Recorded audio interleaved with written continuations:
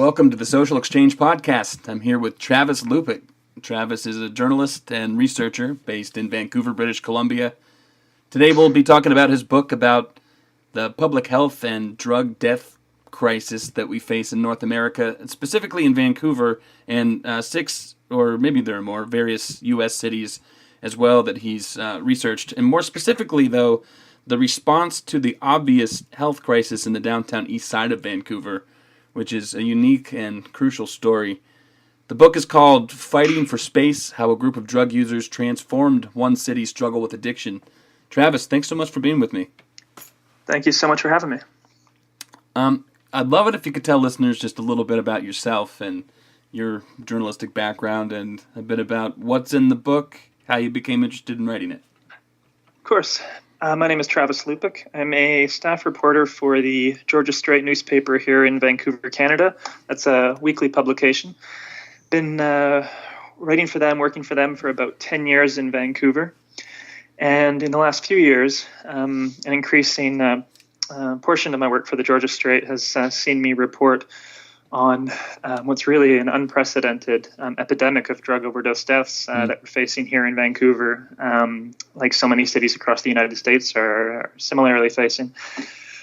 I wrote Fighting for Space through 2017, which covers a lot of the same themes, addiction and overdoses and how we should respond. Although it's largely a look back over the last 20 years in Vancouver and how Vancouver responded to a similar overdose crisis that played out through the 1990s and early 2000s. And then the book gets us at the very end to current events, the overdose crisis North America faces today, and perhaps what lessons we can learn from the experience that Vancouver dealt with in the past. Well, listen, I love the book, and I was saying before we started recording, I don't mean that in the way that a host may feel obligated to say that to his guest. I wanted to make sure that you know that I loved it, so I sent you an email to that effect. And I just think it's worth people knowing that off the bat. I really appreciate that. That's really kind. Oh, of course. And the other thing is, if you've listened to previous episodes, or maybe you haven't, there's no real script or rules about how the conversations flow, so I just expect we'll find some common ground between the many parts of the book that I find interesting and then the sections that you think are most important to be talking about. Just know that if I'm hogging the conversation by talking about topics related to my own hobby horses, then you can steer me away. Sure. I'd like to start, though, by getting actually the definition or name for the problem that you were writing about in the book, insofar as a name can possibly encapsulate what's going on in Vancouver and around North America. I ask this because people call it an opioid crisis. Johan Hari first told me about your book, and he said you were writing about something he called the fentanyl crisis. Really the reason I want to hone in on this is because what's happening is obviously more than can be observed by focusing on a particular drug or chemical. I sometimes wonder if doing so minimizes the complexities of the problem. So how do you refer to what's happening in Vancouver with respect to drug-related diseases and deaths? I mean, that's a great place to start because, we both mentioned that all of North America is in the grips of an overdose crisis. Regionally, there are some really important variations in how that's playing out. Across many areas of the United States, much of those specific overdose crises began with prescription painkillers, primarily OxyContin. That was not that did not occur in Vancouver nearly to the same extent, and that's why you've seen me call it a fentanyl crisis. Our overdose numbers might be the same or on par with cities like Philadelphia and Boston, for example. Our problem didn't really begin with prescription pills. It's very much a street drug problem, a problem of illicit fentanyl, this really dangerous synthetic painkiller that's significantly more potent than heroin, therefore poses a significant greater risk of overdose deaths. So I think what these regional variations should lead us to is to acknowledge that this isn't really at its core a fentanyl problem or a prescription opioid problem. I think that this is a problem of pain, whether physical, but perhaps more common now, emotional pain, and how so many people across North America are sadly turning to street drugs to deal with that pain. I got to witness Carl Hart doing his thing yesterday, and he came to my area. And I was thinking about the fact that I'd be talking to you when he was mentioning this. And he said the same thing as you said there and that you've said in the book. People like to feel well. And that, we can at least start there. That shouldn't be controversial. And also, drugs help people to feel well. And they help people to not feel shitty, you know. And so a lot of people do that. And there are a lot of people with a lot more needs in terms of feeling well, and people with a lot fewer resources, which I suppose is part of the problem. So the book is about a grassroots effort that emerged while citizens who were taking drugs, presumably for those reasons we listed, they were dying for a variety of reasons, and they were able to, they emerged as citizens, but also political activists. Maybe you could walk me through how that happened. Yeah, and in the mid-1990s, there was an explosion of drug overdose deaths in Vancouver, and specifically in a very poor area of Vancouver called the downtown Eastside.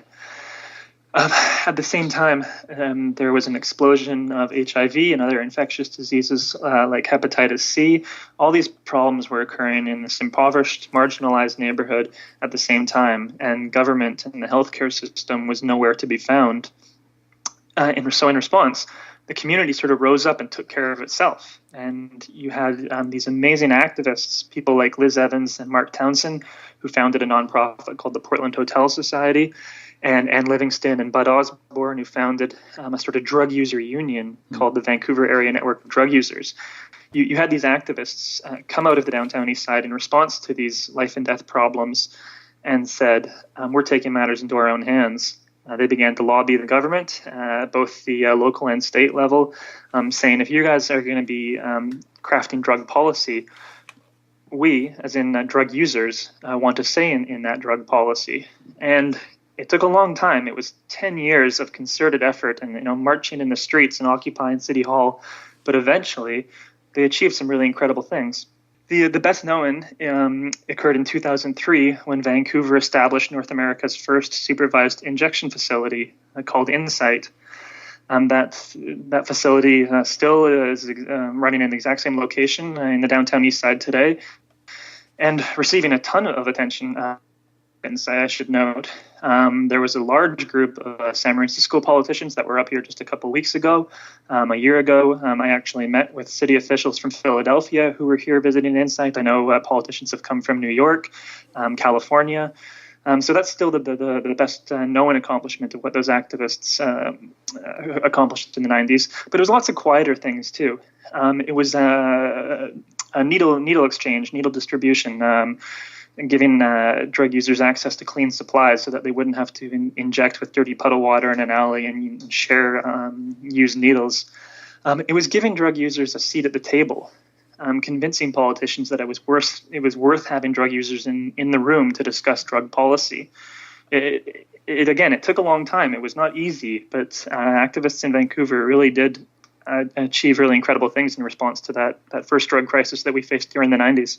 Something that I think is incredible about Liz Evans is the fact that we're talking about reducing harm and reducing death and reducing diseases, but at the same time, a very clear acknowledgement that there are a lot of dimensions of the lifespan that one would want to focus on if they want to stay alive and healthy and gear themselves toward a positive trajectory. And maybe you could talk about some of the things, in addition to laws themselves or ways of reducing harm, that places like the Portland Housing Society were able to put in place for people. Yeah. I mean, Liz Evans is just this amazing person. She arrived in Vancouver as a young woman, a young nurse. She was 25 years old when she began this work in the downtown east side. And though she is best known now as probably the key founder of Insight, she started all sorts of programs in Vancouver in the early 90s that were just revolutionary. Perhaps my favorite is also what could be described as her simplest. She was put in charge of an SRO, that's a term Vancouver uses for your sort of stereotypical beat-up old hotel where marginalized and impoverished people live. Liz, when she was 25 years old, was given one of these hotels, and she did something really revolutionary with it. She started giving people a room in the hotel and told them, you live here now, and you live here now no matter what. If you experience a mental health outburst, possibly even if it's destructive, you're not losing your room. We're not kicking you out on the street for that. If you're caught using drugs, you're not losing your home for that. If you experience an overdose, you can call 911. We're not going to kick you out for that. And it had this, she was just trying to be kind to people. Really, it was just sort of, the logic behind it was simply be kind. But it had this really interesting unintended consequence. She found that when she told people they could use drugs without fear, when they could struggle with their mental health condition without fear, those same people actually used drugs less and actually experienced fewer mental health outbursts because she had removed that stress that was sort of pushing them to those negative things. Fast forward 20 years, and we call this housing first. Now this has a Wikipedia page and everything, and it's an increasingly popular social policy across North America. Mm-hmm. But Liz Evans was doing it when she was just 25 years old in Vancouver in the early 90s. So do you really think she had no... I mean, obviously she has a basis for just being kind and a sensitive person and supportive. Do you think that she had no idea how big of an impact she could make by simply being kind? Honestly, I don't think she did. She's just an amazing person who was going with her gut. She was in the beginning. She was really doing this on her own. A young 25-year-old woman in a real rough part of town running a hotel by herself, and she was just trying to be kind to people. And then, as the nonprofit grew from a single hotel, secured additional government contracts, expanded into other hotels, it began to snowball, and what was initially just being kind became policies down on paper and that sort of thing. But in the beginning, it's my understanding, I truly believe she was just trying to be good to people. On one hand, I suppose that sends a pretty decent message that there doesn't have to be a heroic intellectual effort always. A lot of good things can stem from just being decent to people. On the other hand, this is a show called The Social Exchange. I'm a progressive liberal guy in Burlington, Vermont. So of course I am sensitive to being sensitive. But on the other hand, is there anything destructive that could come from being overly sensitive or having too much of gearing too much effort on trying to be good to neighbors rather than doing anything else political? Does allowing drug users to use drugs in their room openly encourage drug use and that sort of thing? Could that be another unintended consequence? That's actually not exactly that's not exactly what I meant, but I know that is an argument. I just wanted to let you know that I'm a little. It's the most common question I receive. Yeah, so I thought I'd sort of go in that direction. Okay. Yeah. I understand the logic behind that.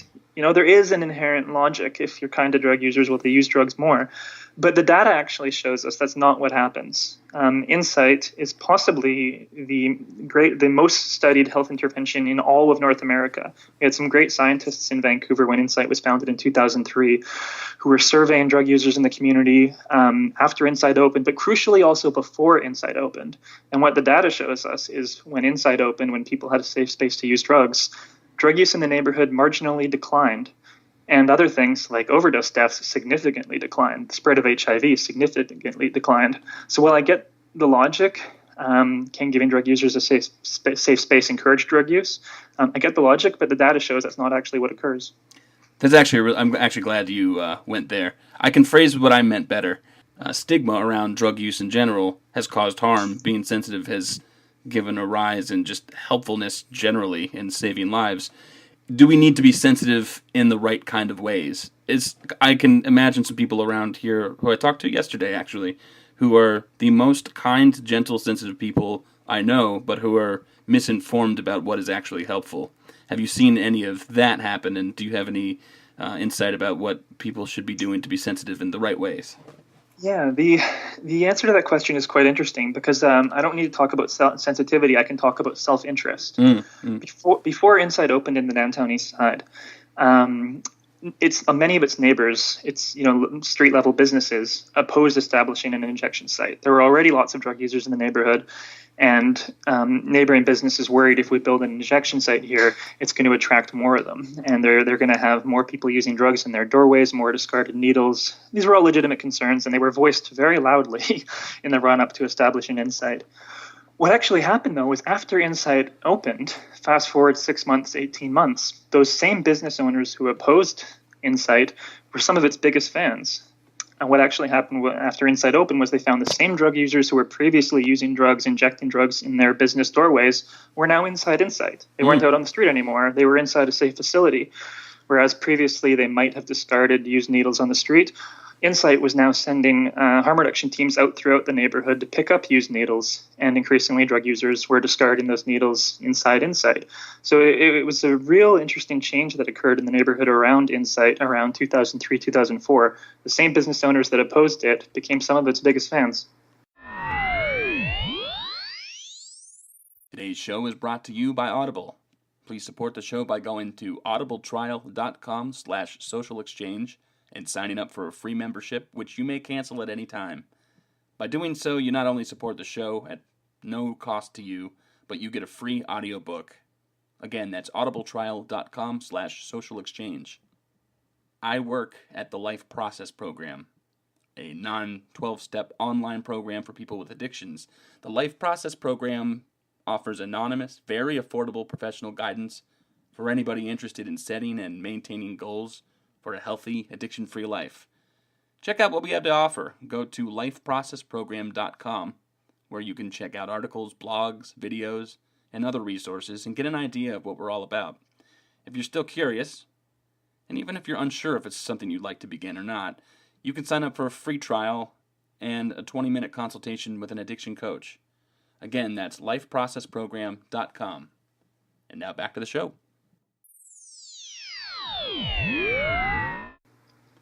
Could you ever imagine something like an Eastside happening? As you know, I told you that here in Burlington, I was part of an effort to launch a supervised injection facility here, and that got shut down. And there were a lot of concerns that seem silly if you were at all in touch with the literature. But I often did find myself, reasonably worrying, could we ever open a facility and there would be some of these unintended harms if we're not careful. There are obviously going to be outliers sometimes. There are going to be. No, we have to acknowledge people's concerns. Right. The people who oppose injection sites are business leaders and members of the community, and we need to take their concerns into account. I understand how it can look. It can sort of look hopeless in some areas of the United States right now because opposition to these sorts of facilities is so strong. Yeah. It's worth remembering that's how it looked in Vancouver too. Opposition to Eastside in the mid '90s, when activist campaigns were just sort of getting off the ground. Opposition to Eastside was furious. Neighborhood activist groups who opposed Eastside literally marched in the street against it. And that's when you know that you're really ruffling feathers, when people are marching against you in the street. So it was establishing Eastside was not easy. It was an entire decade of concerted effort and activism and education. A huge piece of the Eastside story is education.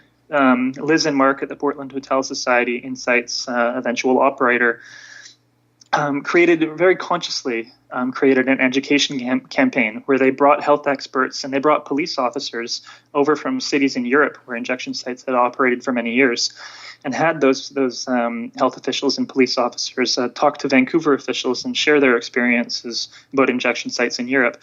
And that was part of educating Vancouver about how these facilities actually work and bringing people here on board. And now the same thing is happening within North America. A minute ago, I mentioned that officials from Philadelphia and Boston and California, etc., have been visiting Eastside and taking what they learned back to their respective jurisdictions across the United States. It takes time, but opinions are changing. In Seattle, for example, there's a real conversation about the pros and cons of injection sites and harm reduction. That's not just two opposing sides yelling at each other. It really is a real conversation. And there's a real education campaign very similar to what took place in Vancouver happening there right now, too. In Florida, you have, in Miami, the state's first needle exchange that's been operating for a couple of years now. And the sky hasn't fallen. Yes. You have to let people get comfortable with these things, and that's sort of where many areas of the United States are at right now. So I think you're going to continue to see more of that. Mayor Bill de Blasio in New York, for example, came out just a couple of weeks ago and said he supports opening 4 injection sites in New York City on a trial basis. And I predict that trial is going to go really well. Again, the sky won't fall. and people will become more comfortable with them. Eventually, more than 4 will open. Other cities will look to New York and see that a success occurred there with injection sites. And the education and awareness of how these sites actually operate will spread across the United States. You talk about policy a bit in the book. Harm reduction, of course, is a way that we ought to be thinking about this problem. And harm reduction probably is more than just putting a Band-Aid on a problem, because statistically, if people can become stable enough to maintain some pillars of their lives long enough, and they stay alive long enough, they tend to find ways to improve. But you are around a lot of people whose lives are a little more complicated, and frankly, more grim a lot of times, as you described, than can be described broadly and statistically. Do you think that there's more that could or should be done than just the prevention of diseases and just the reduction of harm? Yeah, it's a challenge. Vancouver's entrenched drug user population is a tough case because it significantly overlaps with severe mental health issues. We haven't done a great job caring for mentally ill people in Vancouver. Sadly, that means that a lot of them have been left out on the streets, and sadly, the drug dealers have found them there. So it's a tough population to see significant improvements in. But harm reduction is keeping them alive. You can't get clean if you're dead. So, I mean, if you want somebody to eventually get in treatment, harm reduction is a good way of, just as the name says, reducing the harms that occur and keeping them alive long enough to find treatment. And by reducing harms, people do use less drugs. There's a controversial program in Vancouver. It's not so controversial here anymore, but it's controversial across North America. A program in Vancouver that sees about 100 patients 3 times a day receive prescription heroin. It's the only program like it in North America. And 3 times a day, these patients visit a clinic and they receive an injection of pure pharmaceutical-grade heroin. The idea initially was to simply stabilize these people's lives, get them out of the alleys, get them into housing and that sort of thing. But again, there was an unintended consequence. When this prescription heroin program removed stress from these people's lives of where the next fix is going to come from, of having to commit crimes to support their habit, when this program removed those stresses, a huge percentage of these prescription heroin patients began using less prescription heroin. And they did that voluntarily. The clinic didn't push that on them. They just said, I'm doing pretty well now. I don't feel like I need as much of this drug. So, I mean, there's a great example of harm reduction. They removed stress, and people on their own found they didn't feel they needed to use as much drugs anymore.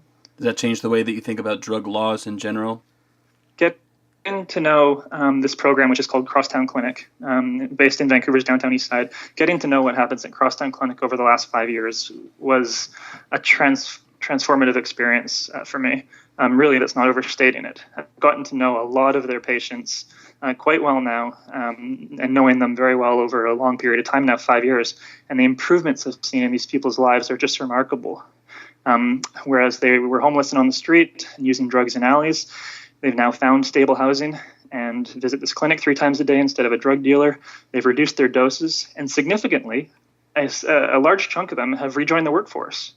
These guys and these women are working more than 30 hours a week.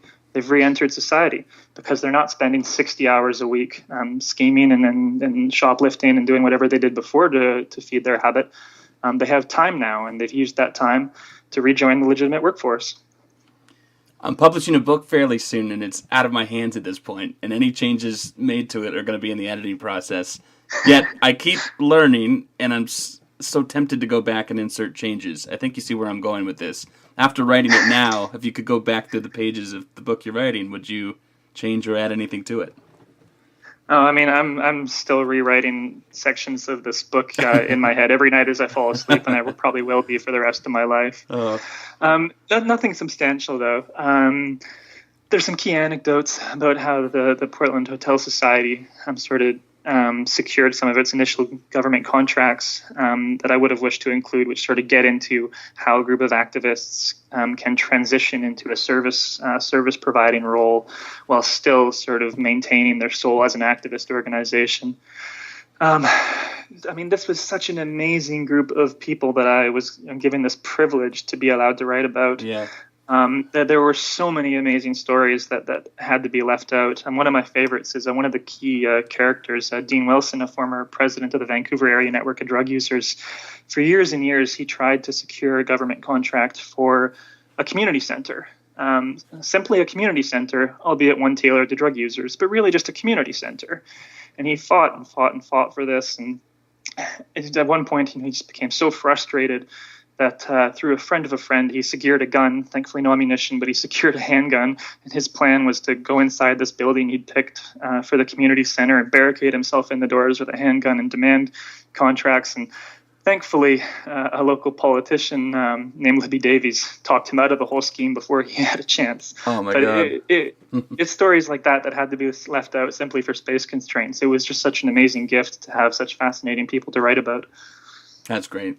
Well, let's leave listeners with something to chew on for a while, considering like you say, just incredible efforts and incredible stories that you witnessed in Vancouver and heard about in other parts of the world, and how the citizens most affected by deaths were a big part of that change. What kind of a lesson, broadly, do you think it offers for communities around North America who want to make progress on the same issue? Listen to the people who are affected the worst by this problem that we're facing, an epidemic of drug overdose deaths. Drug users should be involved in the conversation. They should be in the room with politicians, with healthcare providers, in meetings who are talking about how to respond to the opioid epidemic that so many cities are struggling with. That's what eventually occurred in Vancouver. Activists demanded a voice. It wasn't given to them and it wasn't easy, but politicians eventually began to listen. And it was drug users' ideas who were incorporated into Vancouver's response to its crisis of the 90s. And those ideas were successful. In 1998, the worst year of Vancouver's first overdose epidemic, there were 400 fatal overdoses across the province. 5 years later, the average was down to 200. The annual average was down to 204. And then that average stayed at 204 for an entire decade. So a 50% reduction in overdose deaths after Eastside opened. And that idea came from drug users. I think that's the lesson here. Let's listen to the people who are worst affected by this problem.